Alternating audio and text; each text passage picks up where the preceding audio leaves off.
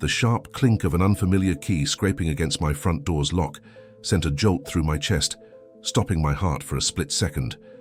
I froze, coffee mug halfway to my lips. The morning quiet of Maplewood Estates shattered. Peering through a sliver in the blinds, I saw her, Margaret Henderson, 49, fumbling with my door as if it were hers by divine right. Her emerald green blazer caught the sunlight, pristine as always, her blonde hair a helmet of perfection. When the key refused to turn, her lips pursed, and she yanked out her phone, dialing 911 with the confidence of someone who'd never been questioned. "Yes, officer, this is Margaret Henderson, president of Maplewood Estates HOA. I'm at 1423 Oak Lane, my property, and I'm being denied access by an unauthorized occupant." Her voice dripped with fabricated urgency, spinning a tale so bold it bordered on absurd. She had no idea who was on the other end of that call, or that the wheels of justice were already spinning, toward her, not me. I stayed silent, watching from the shadows, my pulse steadying. Margaret's reign of terror was about to crash, and the first blow would come from a voice she'd never suspect. "My name's David Miller, 47, and this is my story, brought to you by MidnightTales. A retired Navy officer with 25 years of service, I'd traded battlefields for the quiet of this suburban enclave 6 months ago, taking a job with a small security consulting firm. Maplewood Estates was supposed to be my haven, a tidy grid of manicured lawns and oak-lined streets. But Margaret, the self-proclaimed guardian of community standards, had other plans. For 3 years, she'd ruled the neighborhood like a dictator in a blazer, her clipboard a scepter, her fines a guillotine.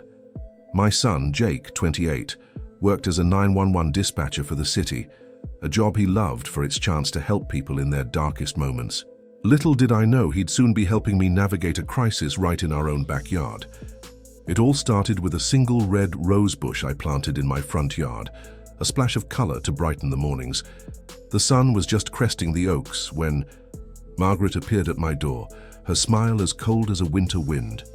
"Mr. Miller," she said, handing me a formal citation on HOA letterhead, "you've violated Section 47 of our community guidelines. Red roses are prohibited.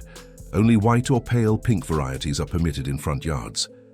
The paper demanded a $200 fine, the amount bolded for emphasis. I frowned, scanning the document. "I'm sorry, Margaret, but I don't recall seeing this rule in the paperwork when I bought this house." Her laugh was sharp, patronizing, the kind you'd use on a child who didn't grasp basic math. "The regulations were updated last month, Mr. Miller. All residents received notification via email. You have 48 hours to comply, or additional penalties will apply." She turned on her heel, her blazer swishing, leaving me stunned on my porch. That evening I called Jake, expecting him to laugh at the absurdity of an HOA fining me over flowers. His chuckle died quickly, replaced by a tense pause. "Dad, that's weird timing," he said, his dispatcher training evident in his measured tone. "I handled a call today from your neighborhood. A woman reported a suspicious, middle-aged man digging in his yard during daylight hours, claiming he might be burying something illegal." My gut tightened. "What was the address?" I asked, though I already knew. "Yours, Dad. I had to send a patrol car, but they found nothing, just you planting flowers." The pieces clicked into place. Margaret wasn't just enforcing rules. She was targeting me, escalating from petty fines to police harassment. This was war, and she'd fired the first shot. Her campaign intensified with ruthless precision. Tuesday morning, she cited me for excessive curbside vehicle storage, after my car sat on the street for 23 minutes while I unloaded groceries. The fine, $50, paired with a lecture about maintaining the aesthetic integrity of our streetscape. Wednesday, she produced a measuring tape from her blazer pocket, declaring my grass 134 inches tall, 1 inch over the maximum allowable height of 112 inches. "Attention to detail separates quality communities from declining neighborhoods," she said, smirking as she handed me a $75 citation. Thursday's violation was my front door's color, which she claimed was autumn sage instead of the approved forest sage. The difference was imperceptible, but her trained aesthetic sensibilities detected it instantly. "Property values depend on consistency, Mr. Miller," she lectured, her tone dripping with condescension. Each time I requested the actual regulations, Margaret deflected with practiced ease. "The documents are being digitized into a comprehensive community handbook," she'd say, her smugness suggesting she'd honed this dodge through years of use. But I wasn't a pushover. My Navy years taught me to question authority and verify facts. I started digging into my property's legal documents, and what I found changed everything. My house wasn't bought from a typical homeowner. I'd purchased it directly from Maplewood Development Corporation, the company that built the subdivision. More crucially, the deed revealed they'd never transferred management authority to any HOA. Legally, my lot was a free agent, untouchable by Margaret's rules. Every fine she issued, every citation she waived, was as toothless as a paper tiger. Armed with this, I watched her antics with growing amusement, biding my time. Margaret's next move was theatrical, an emergency HOA meeting to address the Miller problem. Her invitation, printed on official-looking letterhead, landed in every mailbox declaring, "The board has identified a pattern of non-compliance threatening our community's harmony and property values." I knew this was her stage to shame me, but it would also be mine to strike back. The meeting drew 30 neighbors to the community center, a modest room Margaret had transformed into her courtroom. She'd arranged chairs in theater-style rows, herself behind a table like a judge, her PowerPoint ready to prosecute. Under harsh fluorescent lights, she launched into her presentation, Maintaining Community Standards, the Miller Case Study, complete with handouts for every attendee. "Fellow residents," she began, her voice thick with indignation, "we gather to confront a serious threat to the harmony we've worked so diligently to maintain." Her slides flashed images of my property, my red rosebush circled in red labeled Unauthorized Botanical Installation, my car on the street, my front door's non-compliant hue, all annotated with violations. "Mr. Miller has consistently defied community standards, refused legitimate HOA directives, and shown disregard for the property values we protect," she declared, her tone rising with practiced outrage. Neighbors nodded, intimidated by her authority and official-looking documents. When she called for a $2,000 fine and immediate compliance, I stood, meeting her gaze with a calm smile. "I appreciate the chance to respond, Margaret," I said, "but I'd like to see the original HOA regulations you're referencing." Her composure flickered, just for a moment. "You have no right to question this duly elected board," she snapped, her voice sharp. The crowd murmured, but I pressed on. "Surely you can show us the documents. That's a reasonable request from any homeowner." Her silence was damning. She was bluffing, and I was ready to call it. The following week, Margaret played her boldest card yet. On a quiet Saturday morning, I heard vehicles in my driveway. Peeking out, I saw her step from her sedan, followed by a locksmith with a toolbox. She marched to my door, her blazer immaculate, her confidence unshakable. When I opened the door, she didn't bother with pleasantries. "Mr. Miller, under Section 12(4) of HOA emergency provisions, I have authority to secure any property posing an immediate threat to community standards. I'm exercising that authority today to prevent further violations." She waved an official-looking document from her leather portfolio.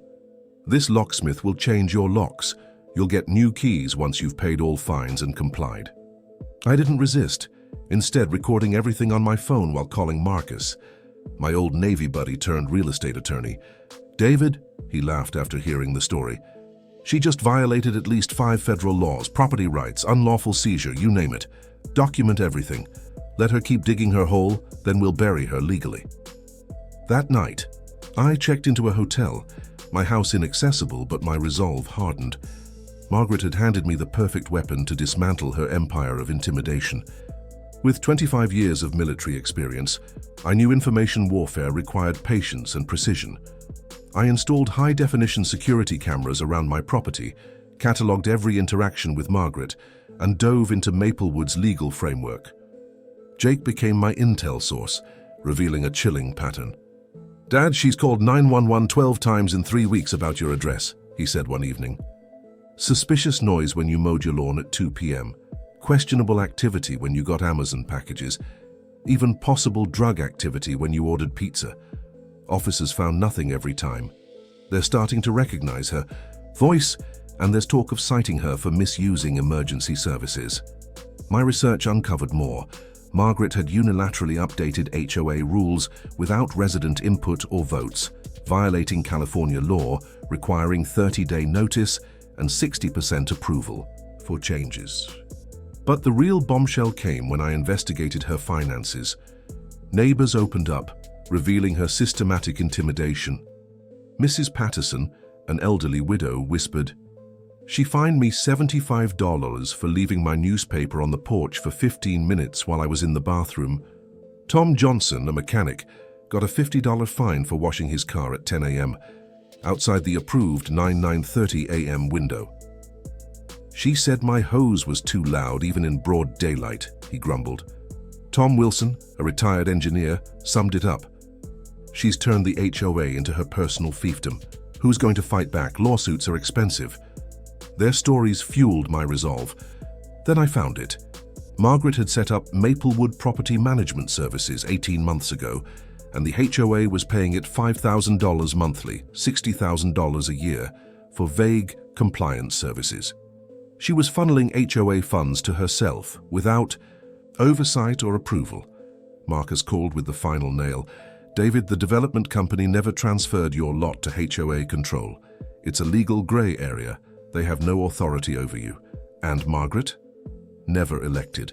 She declared herself president 3 years ago when the last one left.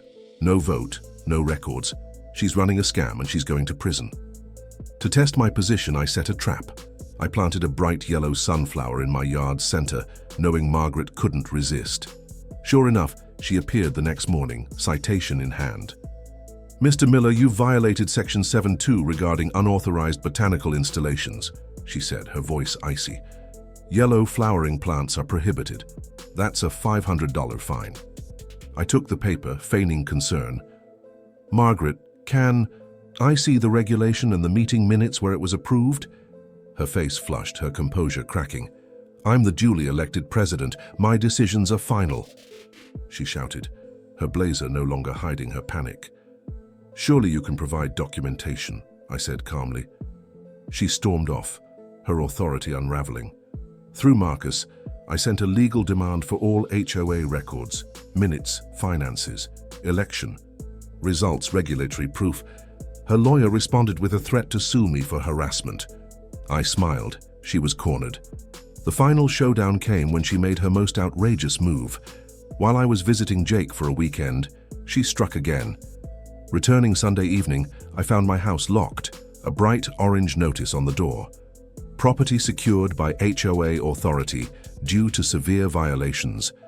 Contact HOA for compliance consultation and fine payment." I called the police and Officer Martinez arrived, a veteran cop with a no-nonsense demeanor. "Sir, let me get this straight," Martinez said, reviewing my ownership papers.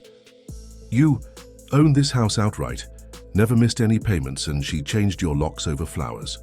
I nodded. "She claims HOA authority, but I've never seen legitimate documentation." Martinez shook his head, incredulous. "Nobody can change your locks without permission. This is illegal trespassing and property tampering."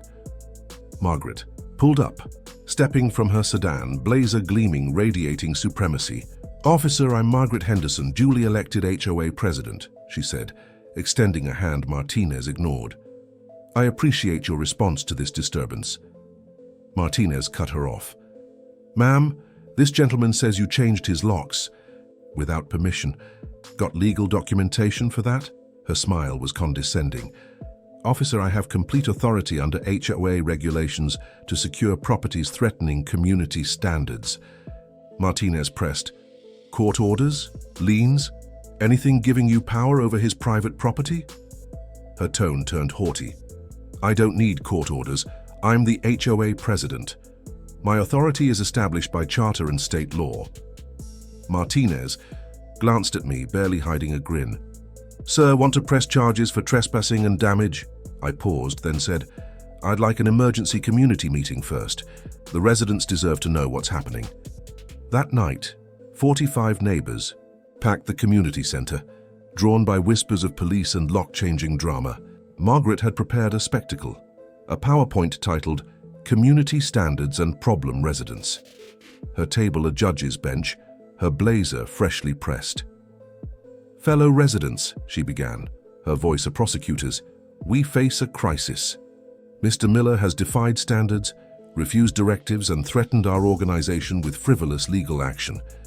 Her slides detailed my crimes: roses, parked cars, door paint, each violation annotated with timestamps and rule citations. When individuals prioritize personal preferences over community welfare, property values suffer, she declared. Neighbors nodded, swayed by her polish. When she finished, she fixed me with a triumphant stare. "Mr. Miller, care to explain why your preferences trump standards protecting everyone's values?" The room hushed.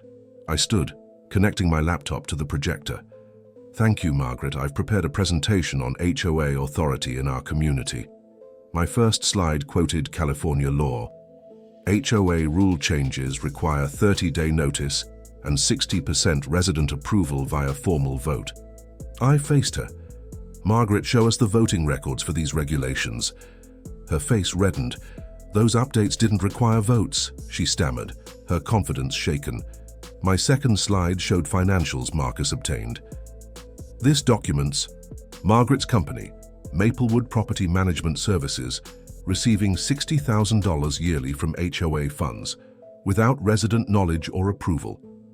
Whispers erupted. My third slide displayed county records. "My property was purchased from the developer, never transferred to HOA control. The HOA has no authority over my lot. And Margaret was never elected president. She appointed herself 3 years ago with no vote or authorization." The room fell silent, the weight of fraud sinking in. Jake stood from the back, unprompted. "I'm Jake Miller, David's son, a 911 dispatcher. I've handled 12 of Margaret's false reports against my dad, wasting police resources on non-existent violations." The crowd roared, neighbors demanding answers. Margaret's blazer couldn't shield her now. Her authority collapsed as police escorted her out, Marcus prepping a class action suit. Maplewood was free. My roses bloomed. My sunflower stood tall. And justice rolled in like a tidal wave. Thanks for joining me on this wild ride. Don't forget to like, subscribe, and hit the bell for more stories on Midnight Tales. Truth always finds a way to bloom.